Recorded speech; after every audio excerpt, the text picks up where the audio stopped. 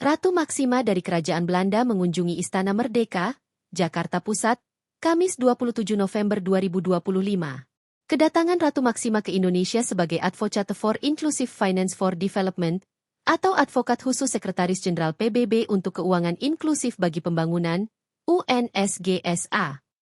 Ratu Maksima tiba sekitar pukul 12 WIB melalui pintu utama Jalan Medan Merdeka Utara.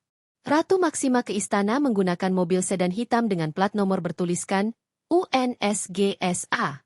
Selain dres merah selutut, Ratu Maksima juga tampak menenteng tas kecil berwarna merah serta sepatu dengan hak tinggi atau high heels berwarna merah juga.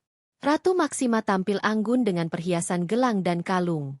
Kunjungan Ratu Maksima ke istana untuk bertemu dengan Presiden Prabowo Subianto.